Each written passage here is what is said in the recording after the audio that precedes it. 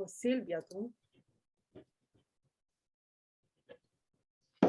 On standby. Giovanni non c'è? Sta arrivando, sta a casa dei genitori, al paese.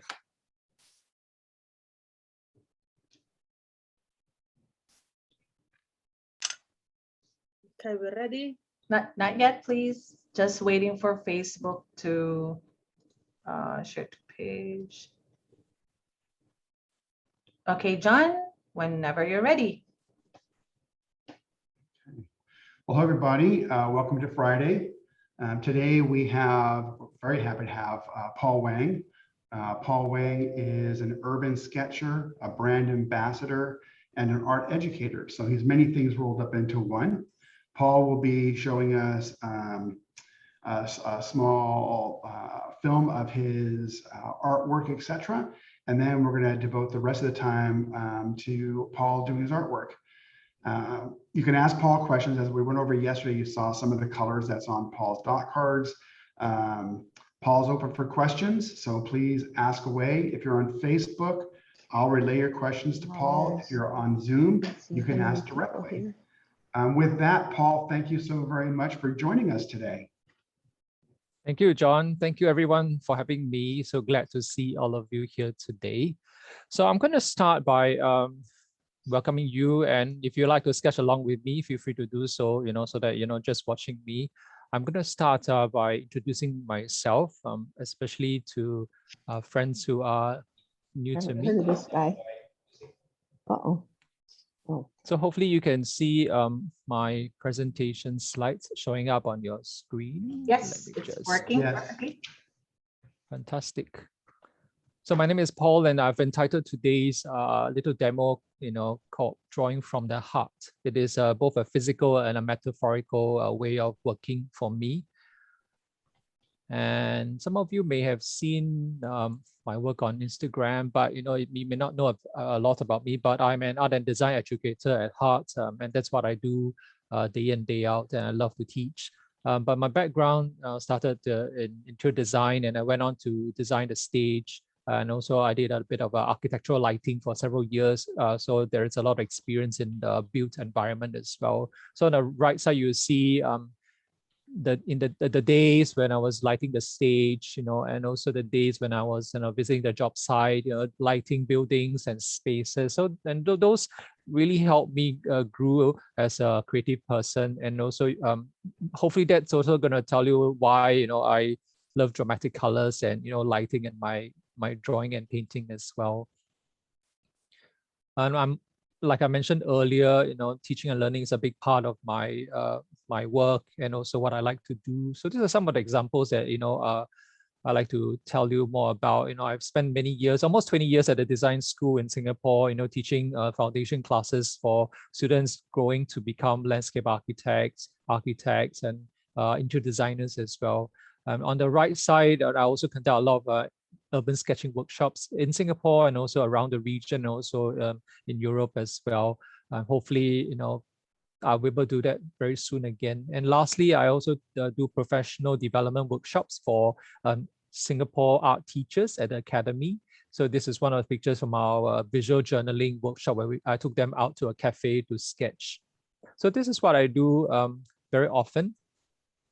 And in 2010, my life changed when I joined the Urban Sketchers. I found new ways, to see the world. And also overnight, I have so many friends who share the same passion. And Urban Sketcher really gave me new eyes to, see the world and see my creative practice. And some of you, I know you are also part of the urban sketching movement. So I'm very pleased to have you here today. Now, I must also tell you about my beginnings. So let's go back to 2010.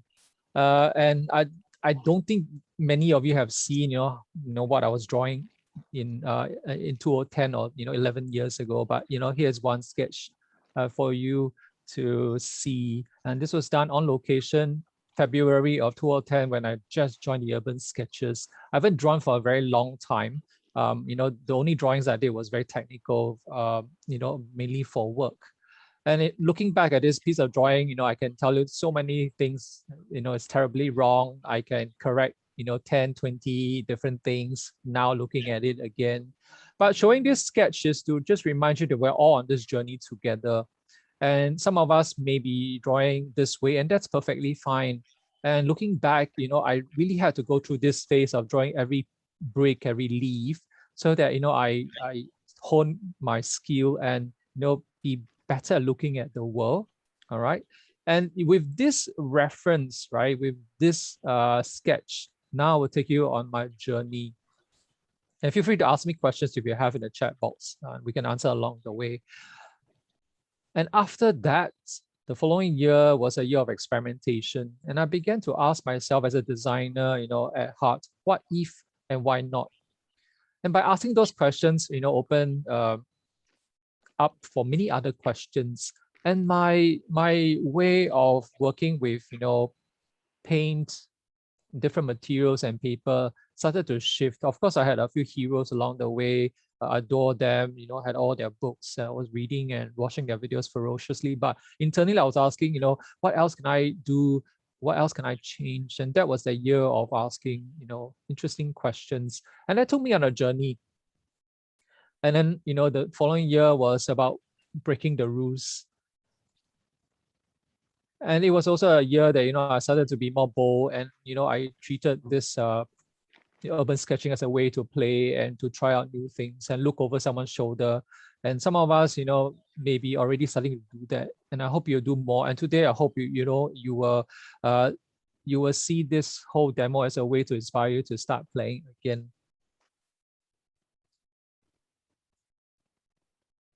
So this drawing from the heart is, a way to help develop a focus and a story. So when I design for the stage or interior space, or when I light a building, there needs to be a clear focus so that when people come to see a show, a musical, an opera, they know what they're seeing.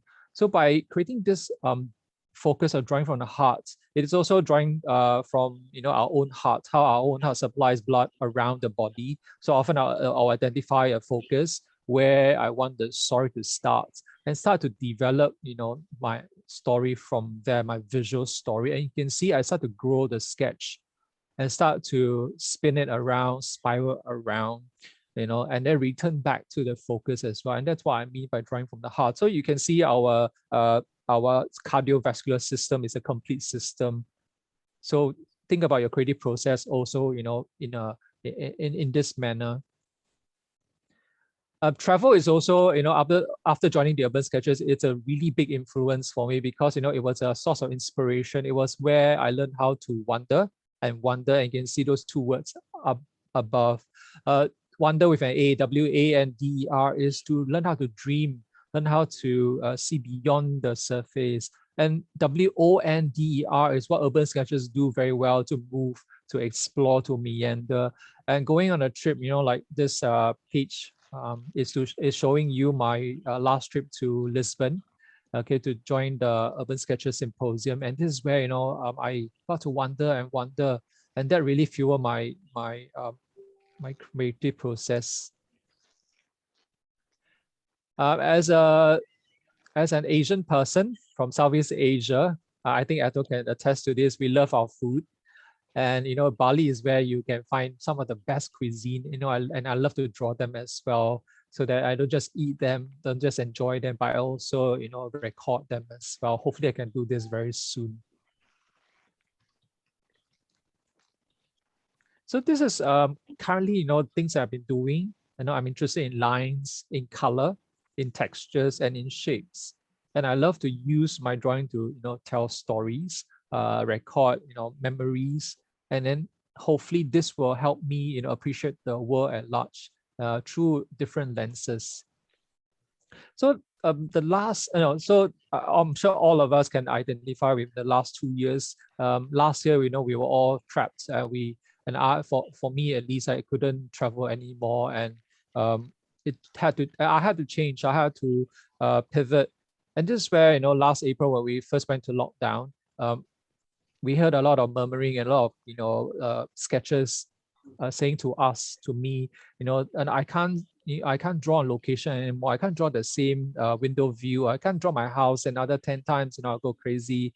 Can I draw from photograph? But so I was thinking, is there any way else, any other ways we can continue to draw on location, draw from direct observation? And so a sketching play lab was born out of this question, and we wanted to design a playground for sketchers. So look at this this object that I've drawn. Most of you probably can guess that it is a shape of a pear. But how many ways can you see the pear, see this fruit, and how many ways can you express what you see? And this is where we've, because of my design training, I found it very useful. They've been doing all this here. Why don't I teach people to do it? Can I see this object from different angles? And after you've exhausted all that you know, is there anything else that you can bring to the table? Maybe you can start to experiment, to play, so that all these different ways of seeing can fuel your sketches and your paintings. And this was what I was exploring the last year and a half. And this is the Sketching Playlet initiative that started with Sweeter last year in April. And we've come up with many play-based session, online play-based session. And it revolves around how can we play and how can you play more and how can we experiment. So it is a very interesting way to spark a creative process. And today you see a little bit of that as well. And that brings me to the last two slides where, I also have a good fortune of coming up with the Color Play Lab palette and with Daniel Smith. And this is 10 colors that I like to use a lot for my urban sketching and also studio painting as well. But if given a choice, I'll be probably, selecting 30 colors instead of 10 because I really like, colors. These two are some of my latest work done this year. And if you remember what I shared with you, what I did 11 years ago, and now my journey has, moved me to somewhere else, but you can see the layers of progression and all that playing and experimentation throughout the last 11 years. So let's go window shopping. Are you ready to sketch along with me? So that's my little presentation. So anything from you, John or Ethel, before I start making a mess? Well, there was two questions. Knowing what you know now, would you advise beginners to let our style evolve or pick a style we like from other artists and study it closely? That's tough. I would recommend to learn from as many sources as possible and spend time to hone the basics before you try to do a mix and match or tear things apart.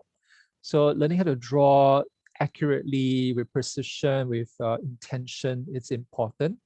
And you are asking also, should I be looking at artists? Yes, please, learn how to mimic, learn how to copy, but don't just stop there. Today, you will see the mimicking, becoming metamorphosis. A lot of times, we just emulate what the teacher is saying and we stop right there.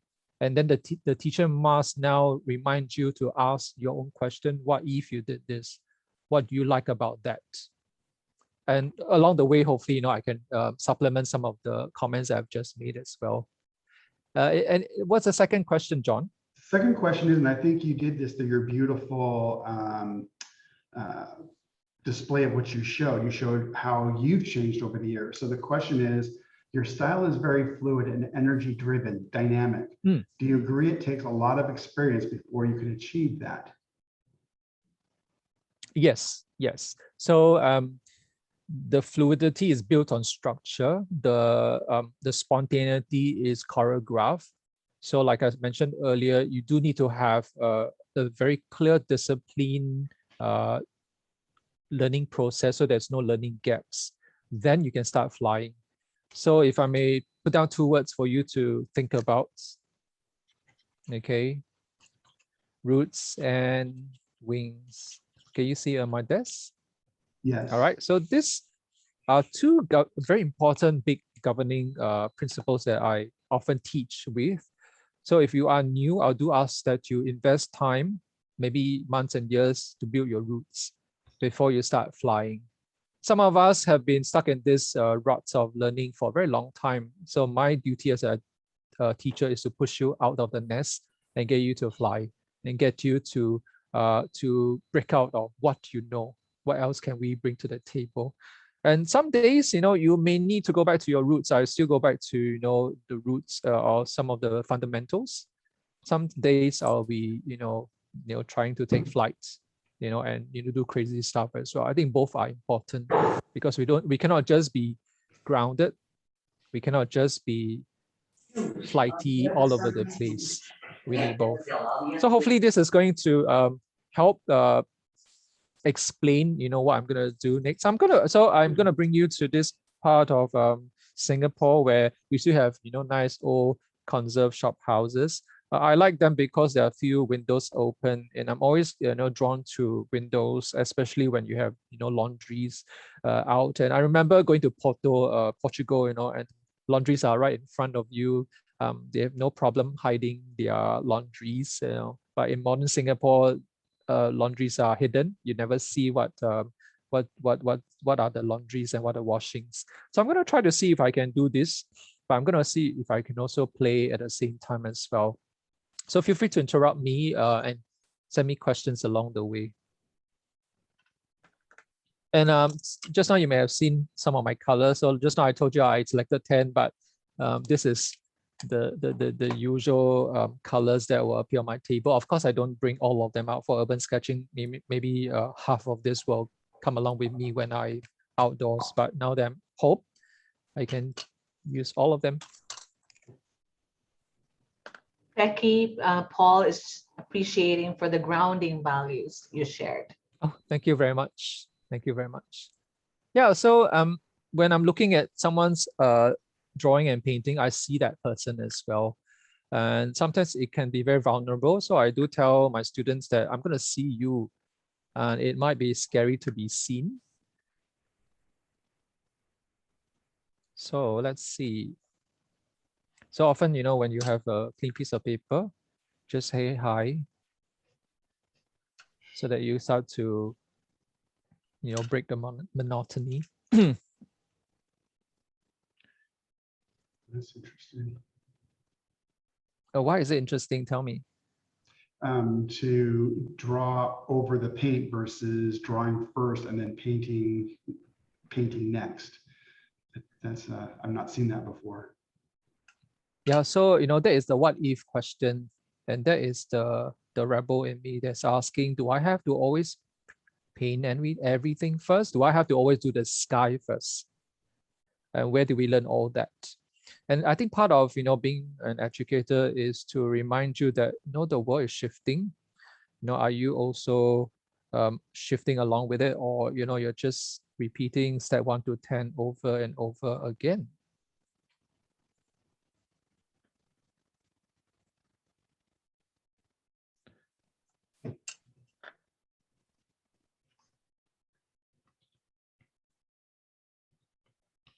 So what I'm doing right now is just to pick the first part of the story, just to build a base. And remember, we talk about drawing from the heart, right? So we are now starting to move out and about. Of course, it is risky to explore, a new place, new space this way. But I think half the fun is about getting lost, about responding, and about asking ourselves, what if I tried this? Will I get something interesting, unusual? Maybe it doesn't work, and that's fine. But what if you get something surprisingly fantastic out of this? Oh, what kind of pencil and lead weight are you using? So this is my favorite Blackwing soft pencil. So this will be the darkest of the Blackwing series, and it's equivalent to about a 4B.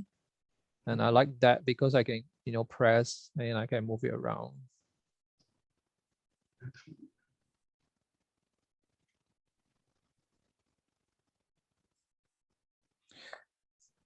I'm going to also bring out my other favorite tool. Some of you may have seen this.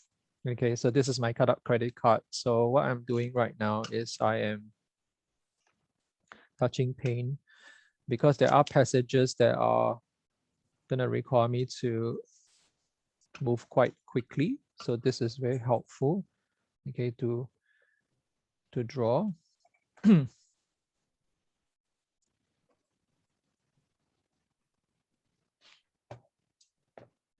So I'm building a structure right now so that later on I can work with this structure and respond to it as well. So that's why there is a lot of dancing back and forth.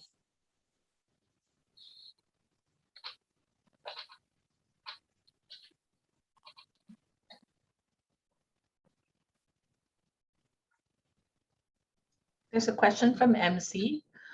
Is Paul drawing by a blind contour from the reference?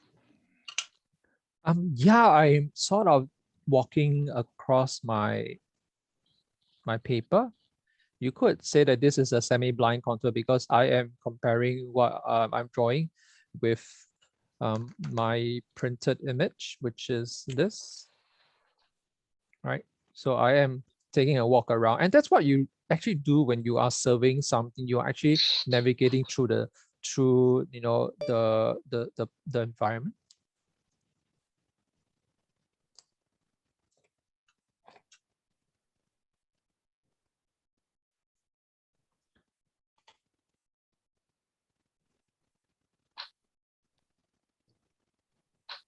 Are you trying to share a screen, Paul? No, you're not, right?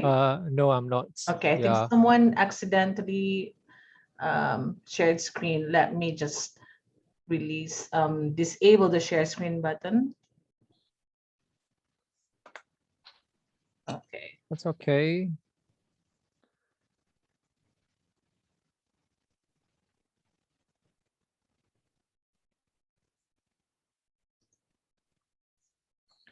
So remember, this is about the window. So I'm now going to go in with the window.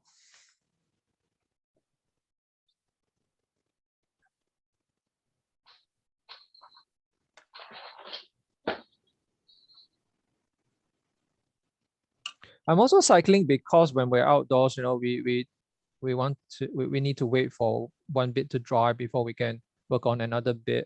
Then we go and work on another bit. So that's why I'm moving back and forth. So while something is drying, I'm gonna move to the next bit so that nothing needs to stop. I can still continue to respond.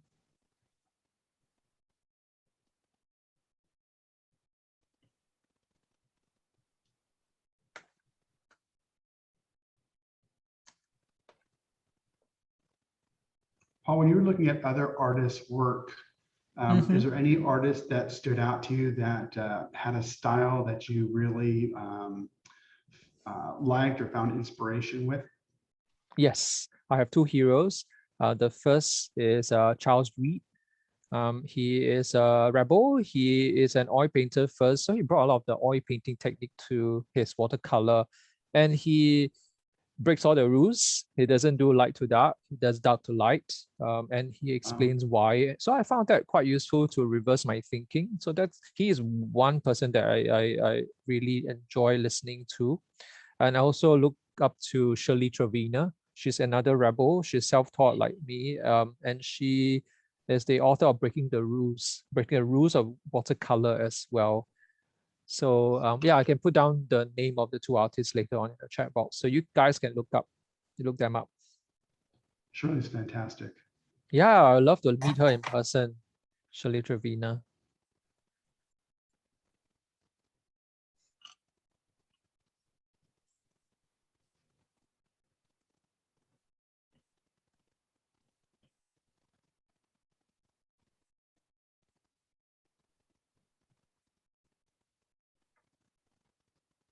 Do you practice the dark to light in any of your work, Paul? Yeah, so I'm doing dark to light right now. So you notice that I put out some of the darks and I'm carving out the light by going with the dark and the shadow. So those are my dark and mid-tone. Very cool. So by the reason I do that is I'm not going to go any darker than that, but I can go lighter. So a lot of students, what they will do is it's not dark enough, they keep layering, and then it obliterates, the property of watercolor, because we do want the white to come through, right? So if you start to layer on over and over again, then you start to lose a lot of, that brilliance. Yeah. Paul Okay. Sandys asks, can you mention what colors you are starting with? Okay, I'm starting with some of the blues that I like. So I do have my blues right here, this row. So some of them are cooler and warmer. Some of them are also granulating, and they are going to work with the opposites. So in the color palette set, you'll see a lot of the opposites that you can use to create, some of this very interesting, playful combination. So I'll do one here. So this is my indigo.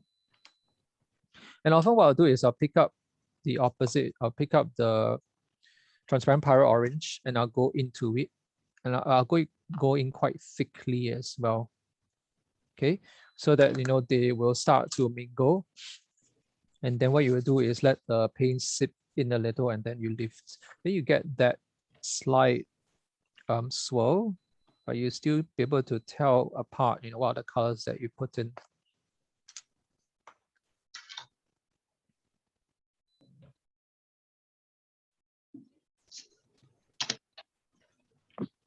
Are you willing to repeat what you just stated? You said you'll put in opposite colors at the same time, your indigo and a pyrrole orange. Did I catch that? Can you go over that process again? Will do. Yeah, sure. So working with a bright color. So you don't have to use an orange. You can use anything that's bright in your opinion. And then you can pick up a dark color. So in this case, it's an indigo. And then if you start to push into them, they should produce a very nice grayish mix and water. And sometimes you may need to go back again with another round of the bright color. And then depending on the paper, it might be 5 seconds, 10 seconds, and you lift a little bit. You can see that there is still a little bit of that two color intermingling. 5 seconds, 10 seconds, and you lift a little bit. You can see that there is still a little bit.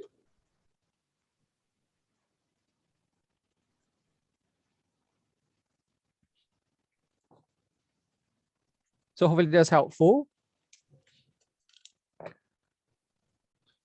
Carol says she would have never thought about dropping 2 different colors and then dabbing them out, and that she loved the look of that. Yeah, so that is wet in wet if you were to learn it traditionally, but in this case you are just inviting another character to stage to dance, so that it is going to hopefully produce something interesting.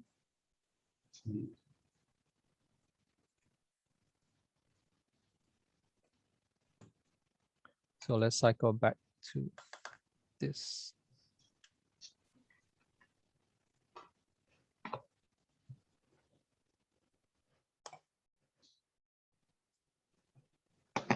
Shauna asks if you cut the sharp tip of your brush, or is that true? Oh, yeah, very well observed. This is this just sharpen with a sharpener. That's all. You can use a knife.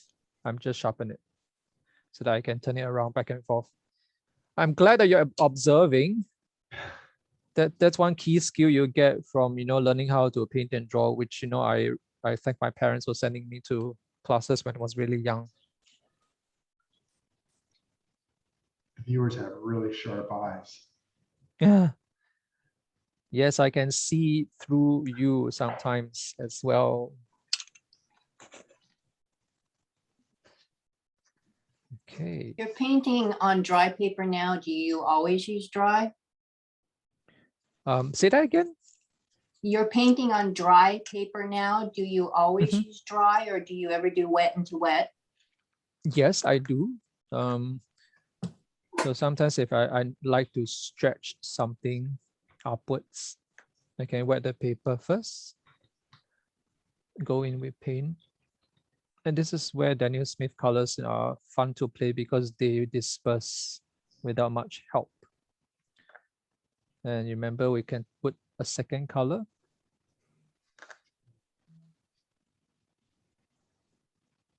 Okay. And then this is where you can drag and carve.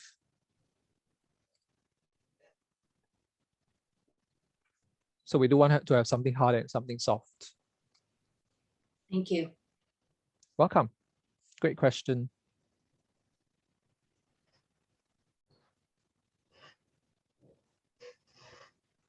Paul Zhu asked, do you use some of the Primitex in your paintings? Yes, yes, I do. I've got quite a few Primitex. So let's see. Which is your favorite Primatite color, John? You know, I like the hematite.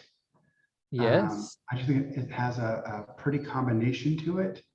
And then probably for the granulation would be either the sodalite or the green apatite. If I had to choose one, I would choose the hematite.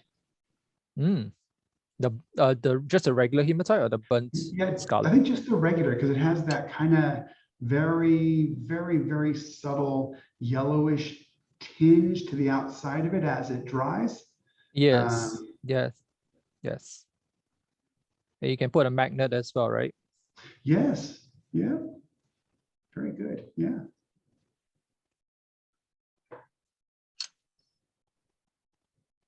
Paul Peaky asked a question that says the first hello stroke, I never heard it called, but that's interesting. The first hello stroke that Paul laid on the paper was the color chose intentionally or a random color that doesn't coincide with the reference.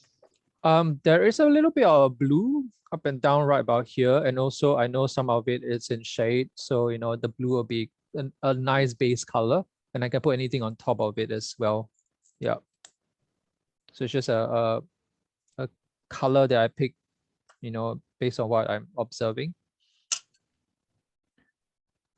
I like how your lines have changed between what was, I think, 2010, where they were they were still very beautiful, but so very straight, to now they're very, there's just combinations. It really like it. Yes. So that was important because I needed to learn how to draw proper straight lines, stable straight lines. Then you can start to do that. All right. So that, you know, you don't find yourself just doing everything wonky. And sometimes, you know, if you need to make sure that the road is flat and level, you should be able to, you know, show that in your drawing. Paul Gabriel raised his hand. Gabriel, go ahead, please, if you have a question. Yes, I hope this question wasn't answered already or asked already. I just got on here. Yeah.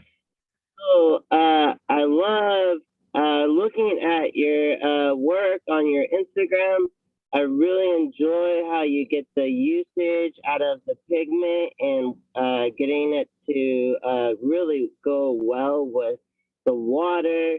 Can you talk a little bit about paper, and also do you have a different type of field sketchbook that you use? Okay. So I'm using Fabriano Artistico hot press for this demo.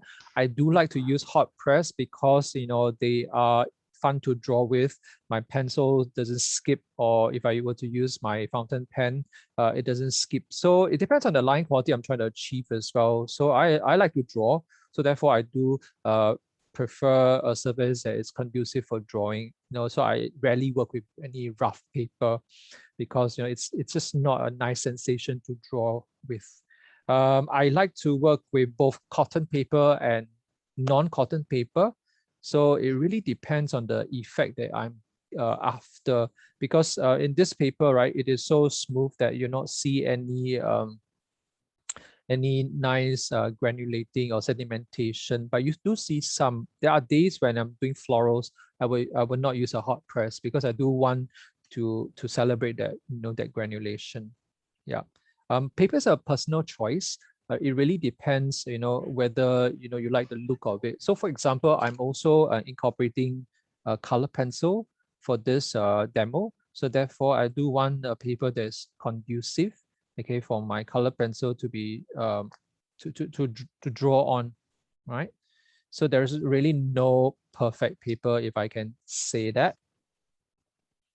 It's a personal choice, and what is the look and outcome that you want to see at the end of the day. Hopefully that's helpful. That is helpful. Thank you so much. And I'm pretty sure there's quite a few sticks, Daniel Smith sticks that are in your Daniel Smith color palette. Have you used the sticks? I don't have the stick because of our weather in Singapore. Because we have such a high humidity that everything just stays kind of wet and sticky. If I were to bring it out, it's problematic because nothing really dries. So I do stay away from the stick. Yeah.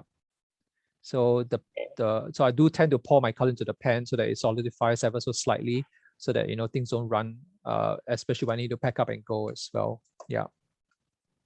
That's wonderful. I'm really curious, like, what kind of music, does music influence your work? Oh, yes. I was about to say I cannot play music today. If not, I would always love to have music in the background. So it will always be either classical music or jazz.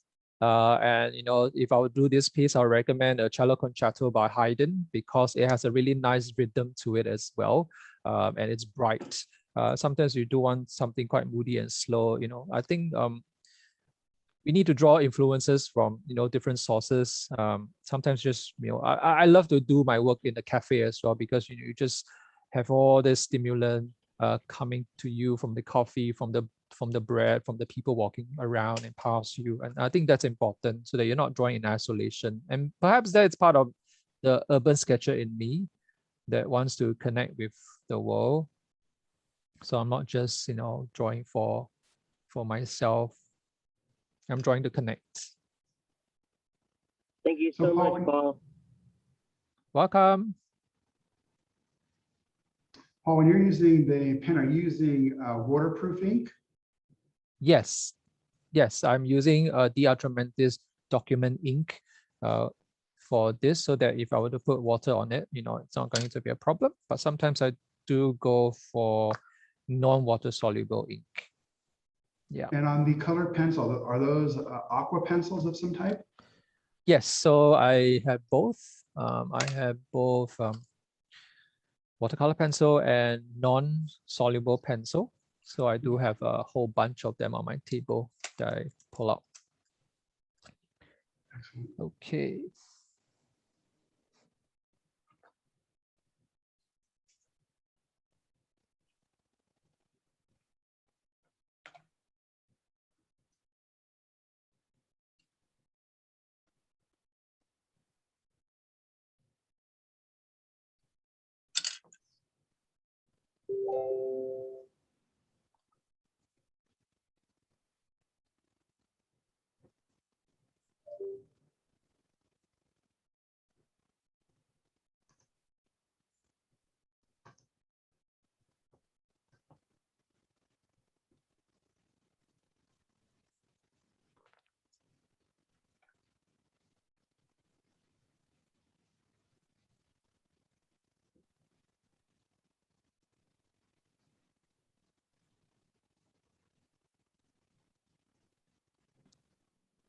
I also noticed I really like seeing you use a lot of shape and line and dots and rhythm. Could you share a little bit about that in your work? Yeah, so like I mentioned earlier, learning how to be creative with your mark making is going to inform your drawing or painting. So I've done a lot of work to make. So let me just pull out something which is nearby. Where is it? So if you came for our latest play session, some of you were in a play session with me. Those are the marks that we make, and I make lots of them, right? So that I use them to inform what I'm gonna do next. So so think about this exercise as a way to build creativity and your creative muscles, right? So that you can see all this mark making translated to your drawing as well. All right. And then in the classes I teach, we'll talk about the strokes, we'll talk about energy, we'll talk about feelings.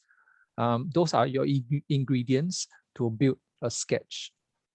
So once you have, a big set of vocabulary like your colors, then it's easy to pick and choose and mix and match. So that is the part where just now someone was asking, should I be looking at artists? Yeah, look at artists that makes interesting marks. How do they make them? Try for yourself, personalize it, right? So it is your take, your version of, what these people are doing out there and why do you like the marks? You should be able to also say to somebody that, hey, I enjoy making some of these marks because, and how does it make me feel? Paul, as an urban sketcher, do you have certain colors or pencils that you bring with you? Your go-to? Okay. So my Blackwing pencil, my fountain pen, my Fude pen. So 2 essential drawing tools. I do have a water-soluble graphite pencil as well that I use quite a bit. I have couple of brushes. Most of the colors that I have are going to be useful for the earth, describing the land, any greens. I also have colors for the sky, for the sea. I also have, highlights that may be here. So I think about my colors in those in that way, so that I can see how one may relate to another. And each one of them has their own personality as well. In another class I teach, I will tell you to identify your nosy neighbor. Which one will that be? And you never invite your nosy neighbor to the party. Maybe sometimes. Paul, Stella raised her hand. I think she has some questions. Go ahead, Stella. You're on mute, Stella. Hi, Paul. Hi. Paul. I think she's on the road, by the way. So yes, did I unmute? Do you hear me? Yeah, that's better. I want to know, I'm watching you painting and you're painting slower. Is it because you're talking? How fast do you paint on a location? I probably will be painting slightly slower than this because I'm actually watching time. So I will usually take my time, okay, to paint. Yeah, but some passages I will need to pick up speed because, if I don't, those creative impulses will leave very quickly. Yeah. So I had a lot of urban sketching practice because you never know when the weather will change or someone will come and say, hey, you can't sit here. So yeah. I think technology is awesome when you can have Gabriel and Stella in their cars asking questions. Yeah. It's a neat time in the world. Yeah. Oh, there's a question from Pecky, and she asked, Hands Yellow Deep versus Quinn Gold. Which color again? Because we looked at your palette yesterday, your 10 color set. You have Hands Yellow Deep, and she's asking Hands Yellow Deep versus Quinn Gold. How do you see the difference? Oh, they're very, very different. So I don't like Quinn Gold. No, I don't like Quinn Gold. I prefer Aussie Red Gold, which is, I'm going to swatch it right now. So this is Aussie Red Gold, which is a really nice, deep Quinn Gold equivalent, but it's not as loud and bright. This is Hansa Yellow Deep. I like Hansa Yellow Deep because, it is a much warmer and happier color. I know some of you like Hansa Yellow Medium, and to me, the medium color is a little bit sickly, and I always find it challenging to use this lemony yellow. So I do actually like the deep. But can I tell you, the best combination is actually in between them. And you get that nice ray of sunshine. Yeah, so that's my equivalent. That's my preference. Yeah, hopefully that's helpful. We were talking about the colors in your set yesterday, and indigo is the darkest color that we have. And then Gabriel, I think he was doing pumpkins. He was using the pyrrole orange, and one of your colors is the transparent pyrrole orange. So we talked about that for a while. Yes, how was that? You like the transparent pyrrole orange? What did you think about that, Gabriel?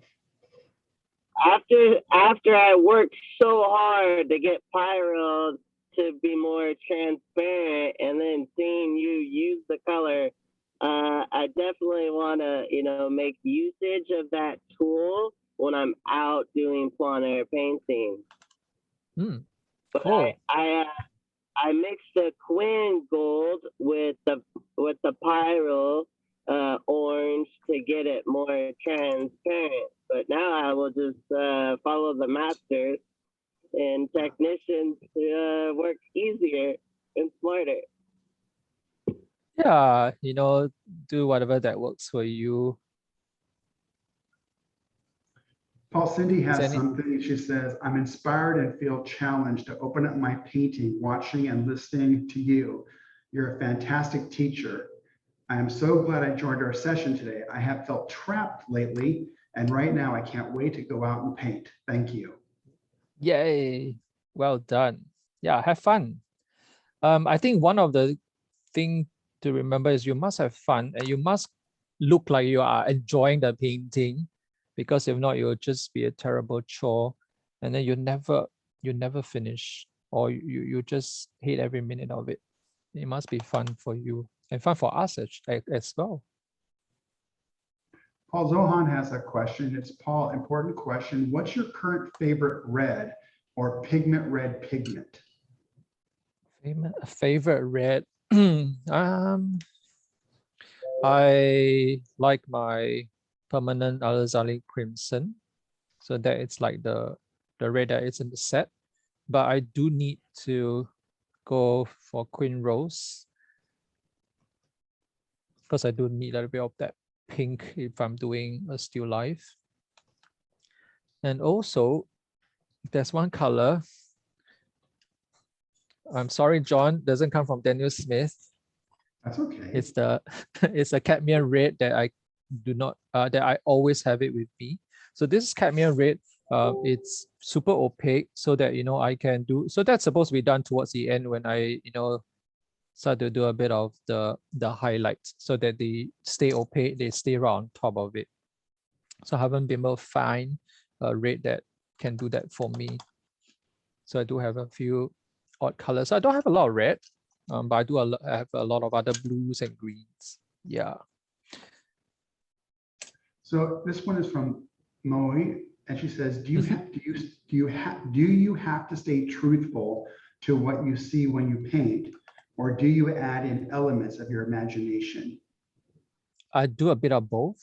I think whenever you are drawing, you're always doing an interpretation, because we're not a camera. There's no way we are going to be able to replicate everything faithfully. Even though you're doing a photorealistic, there's got to be some adjustment. So it's always a reduction of what you're seeing. And sometimes you do have to bump up something for the drama, so that it stays interesting as a story. We're not we're just enhancing or highlighting. We're not adding things that are not there, at least from a urban sketching perspective. So we're really staying as true as possible to what we're seeing. But yeah, some things are going to be highlighted. For example, I'll push the red a little bit, or I will dial a certain color because it is just too eye-catching. Yeah. So I have a question for you. I get asked quite frequently about granulation in general. Yes. Obviously, it's much more impactful on cold press, but you're using hot press. Have you used a granulating on the hot press, and how do you, from your perspective, see it behave versus cold press? It's going to be a lot less obvious granulation. The granulation will be mild because there's not a lot of potholes for the pigment to settle, but it's just enough mixing happening. And the hot press, the other thing that I like hot press is because the paper is packed and the paper is rolled through hot rollers. The paper is so dense that the colors don't seep in and go too far behind the paper, so the colors stay vibrant. So I do see the pigments settling, right at the surface. Yeah, so that's why I gravitate towards hot press paper. Yeah.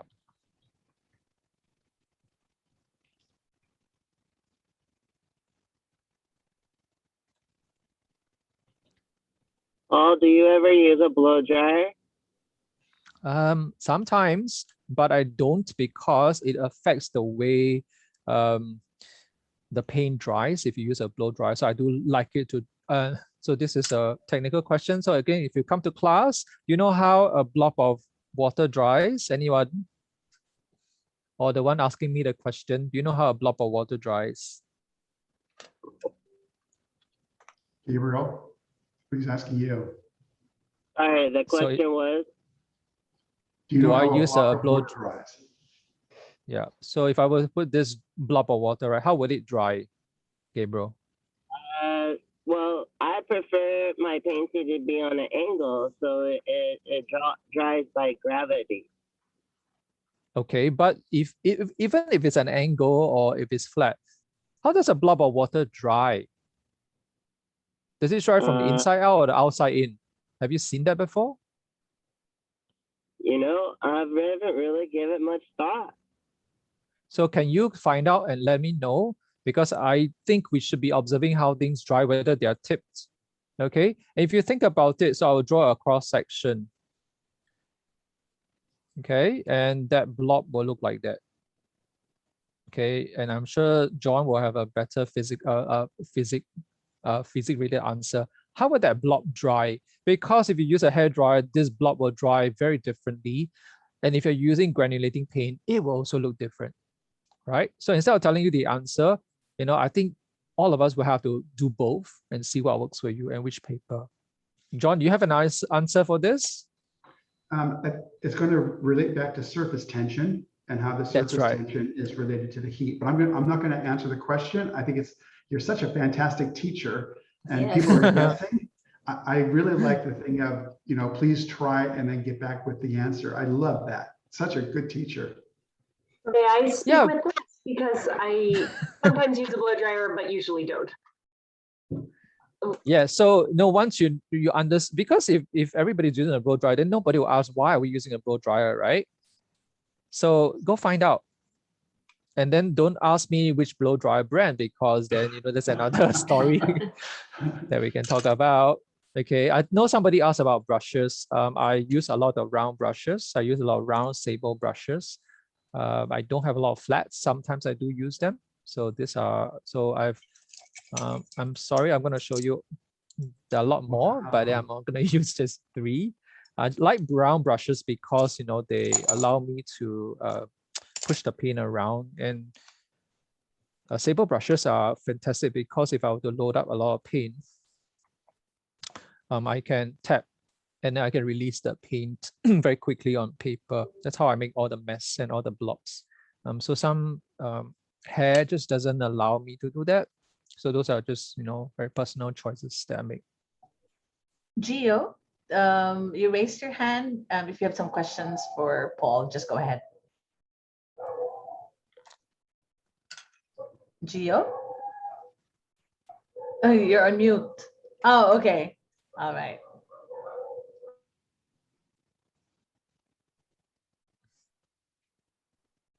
Yep, the question is? No, there's no question this time from Gio. Okay. So I'm going to not attempt to do the whole thing because there's another part of the demo that I like to show you, which isn't possible. If I'm gonna do a second part, you'll be here all day, all night with me. But you can see how I've developed from one part of the story and kind of work around it. I cycle back. I'm just going round and round and round, and it can get bigger. I'm not obliged to stretch it all the way to the edge. If I have the time, of course I will do, but does it help me tell a better story? And if you're asking me when do I know that this is done, it is when the story is complete, that I don't need to add any more, okay, to this piece of work. And it is telling me the story that I saw on location that I want to tell you. So I'm going to show you now the crazy parts, which I did this morning. I recorded it so you can watch it as a video. Often we will be, happy with this, but today I decided to ask myself, what if, okay, I can reimagine this scene, what would it look like? All right, so I'm going to now Share screen. pull out my, Ready. Yeah. yes. And I'll talk it through. It's an hour video shortened to 12 minutes. So please note that I do not paint this quickly.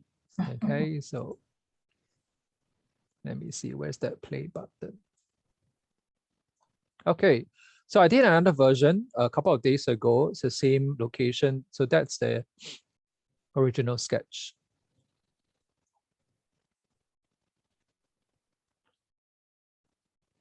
And what I'm doing right now is I am breaking it apart. So this is the breaking process.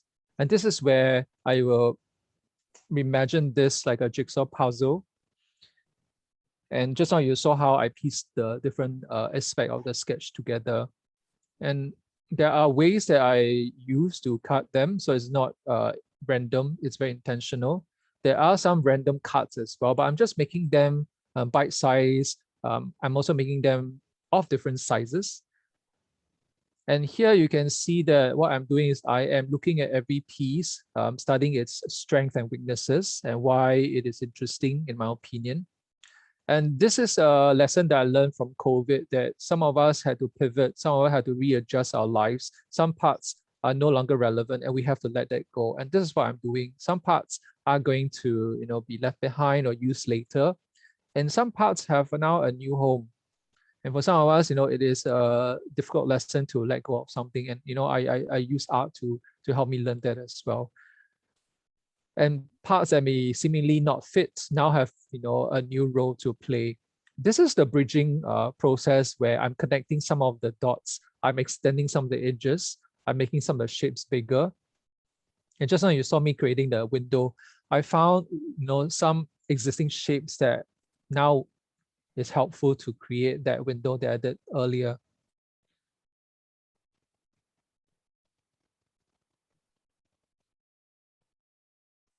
And again, like drawing from the heart, I'm now extending from that first window outwards, leftward, upwards.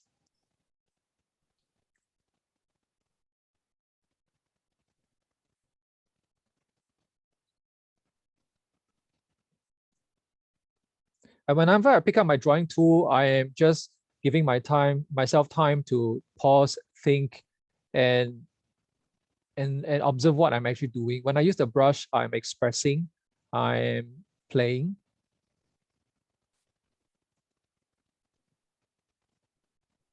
So here I'm trying to form the window again, but I'm using another part to form a window. And I just like the edge and the shape.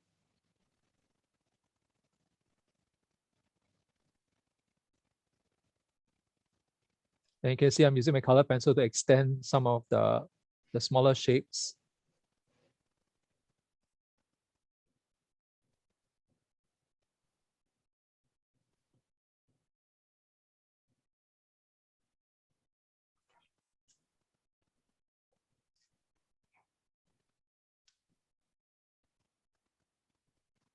So I'm putting in the darks so that it will also point you to the light as well.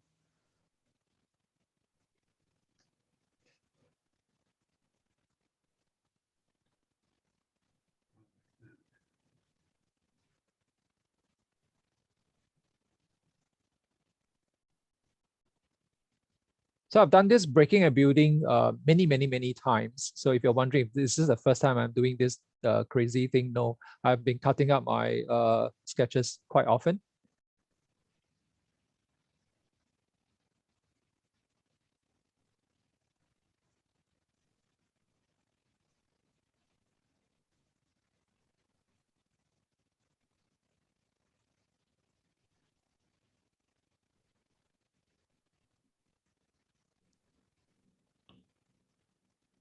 May I add, you're cutting up good sketches, not bad ones. Thank you.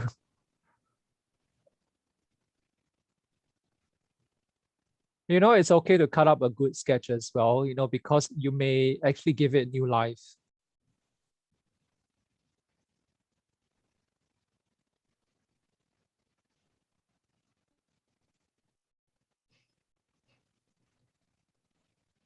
Paul, do you do a value sketch before you start, or how do you visualize what it is you're going to do? Sometimes I do a value sketch, but in this case, you know, I knew the story fairly well, and I knew where the darks and the lights are, you know, from being there, and also the photograph. So from there, you know, I built my my story. Yeah. That's cool. Paul, So go ahead. Yep, go ahead. What was the white gel pen you were using? You know the brand of that? That is my Uniball Signal Broad. Yeah, Uniball.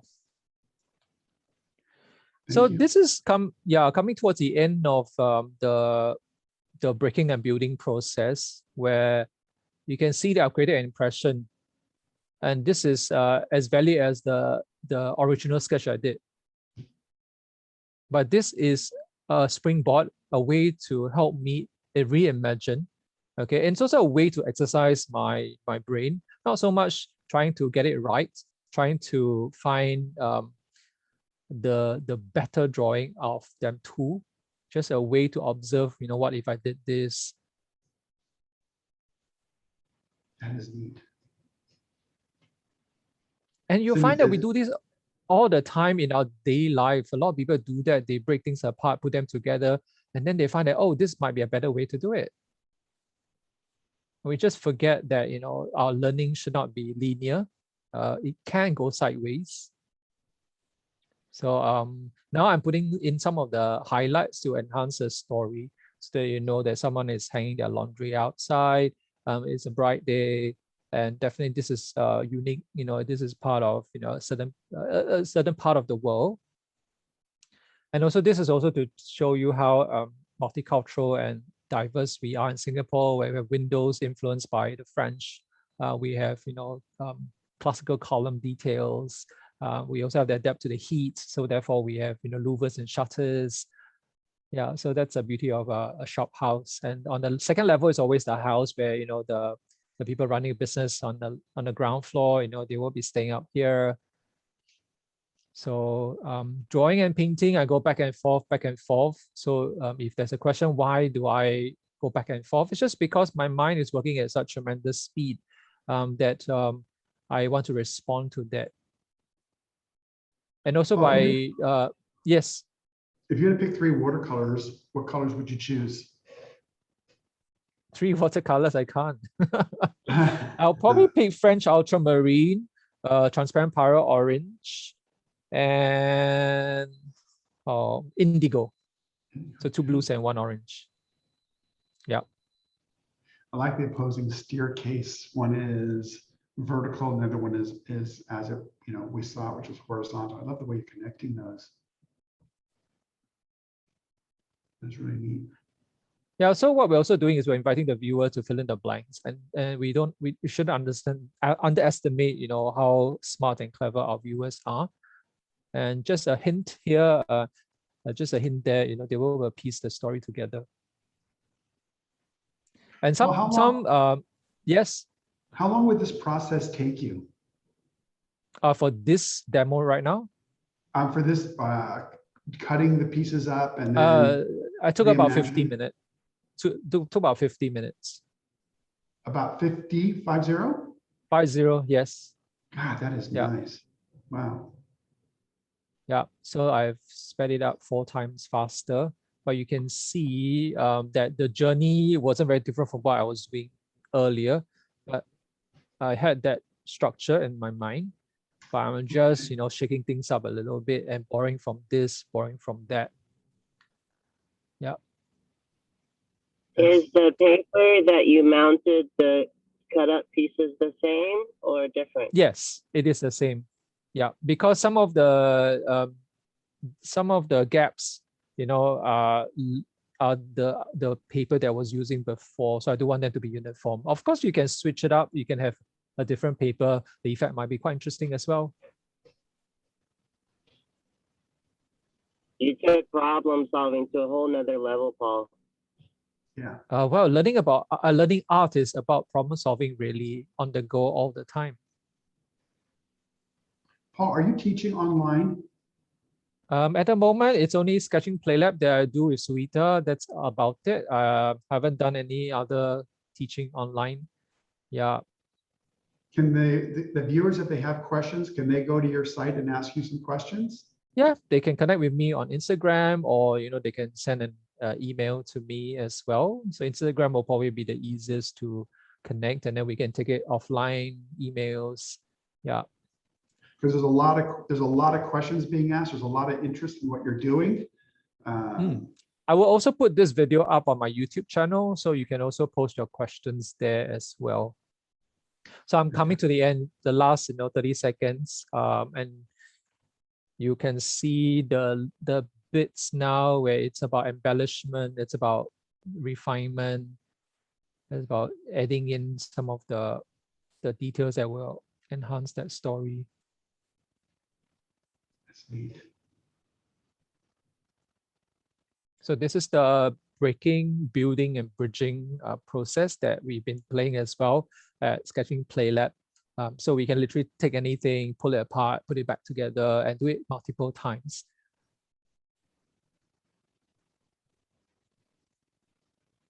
And don't be afraid about covering everything. You can leave things blind, white, and that's fine.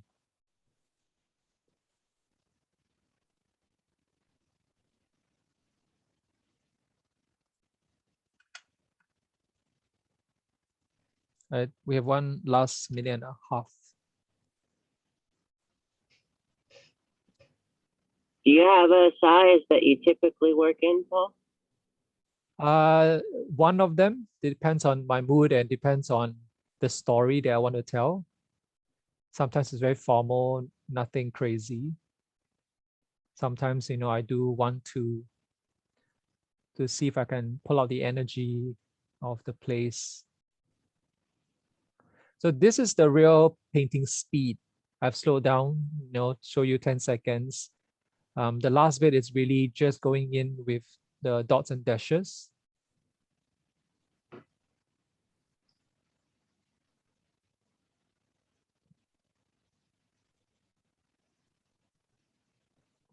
This is blue and Piemontite. So this is a cerulean blue chromium. This is lunar earth.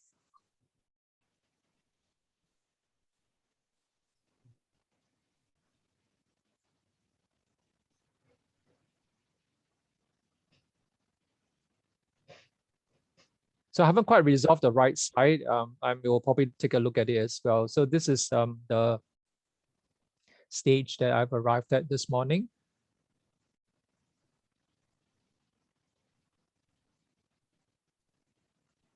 Very neat. And this is the scanned version of it for you. So hopefully that's been fun.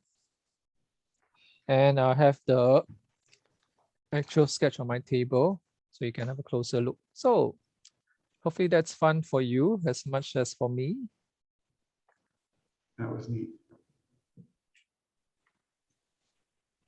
Awesome. Just So Paul, you'll post those. Us You'll post all. those. Go ahead. There's a total of 100 of us in Zoom. Wow. And another Thank you, everyone. 50 in Facebook stream. Cool. Thank you, everyone, for coming. Thank you for being on, Paul. You're a great teacher and a fantastic artist. Thank you. Thank you, John. so much. Yeah, if you have any last burning questions, or yeah, I'll pass the time back to Ethel and John. So go ahead, Ethel. Yeah, just because many ask whether the recorded session is available where. All of our live sessions will be available Thank you on our all. Facebook page. That's Daniel Smith Artist Materials, and of course in our YouTube channel. Just search Daniel Smith. Thank you. If you want to ask Paul questions, please go to his site and ask questions. He's a wonderful teacher. There's probably 40 questions, Paul.